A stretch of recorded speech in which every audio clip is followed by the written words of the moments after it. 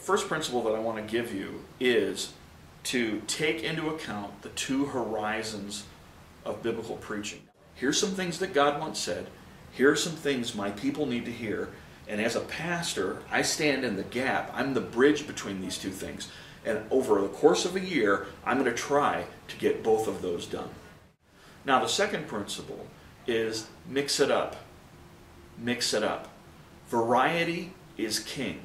You should not follow up a year-long study on the book of Romans with a half-a-year study on the book of Galatians. It's too much of the same.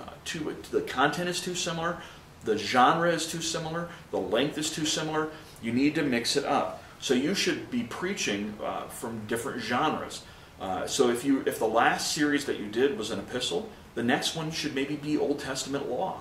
And if you just did Old Testament law, then the next one should be maybe something from the book of Revelation. And then if you just did that, then maybe you should do some Old Testament narrative. I would encourage you to just kind of, whatever the next series is, do the opposite of what you just did. Now, when I was a kid, I remember one time having to change a tire with my dad. And we got down there with the wrench and the lug nuts and everything. And he was telling me about the principle of don't just tighten one lug nut, then the next one, then the next one, then the next one. You go across. You tighten this one, then you tighten this one, then you tighten this one, then you tighten this one. And then the wheel will be balanced. And I think that that's an analogy for your preaching, is ask yourself, what's the thing that I just did? Almost, what's the opposite of that? Preach that next. Alternate between doctrinal and practical.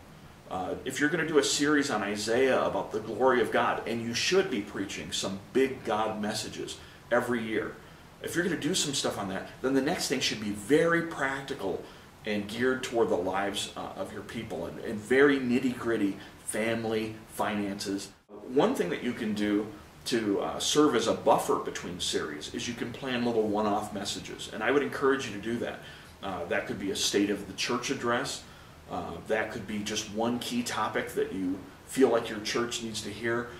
Sometimes it's good to put a little one buffer message between a series of 8 weeks and then a series of 6 weeks, and then maybe there's that one little week in between that just acts as a buffer. Now, what do you do in the case of if you're preaching through Acts or one of the Gospels or a large Old Testament book like 1 Samuel? What do you do in a case like that? You know, that could easily be 40 some odd messages. In that case, what I would encourage you to do is to break up that book into smaller units. And so have sub-series between 6 and 8 messages each. Typically, a larger book like that will break up into smaller units. And you can focus. So like if you're doing the Gospel of Matthew, you could do some stuff on chapters 1 through 4. That could be a series by itself. Then you could do a series on the Sermon on the Mount. That could be a series all by itself. Then you could start getting into some of the healing that Jesus did in chapters 8 through 10. And I think this brings up a good point, that just because we want to preach the whole of the Scriptures, it doesn't mean that we give the same amount of attention to every biblical book. All right? Some things we're going to emphasize more, other things we're going to move through more quickly.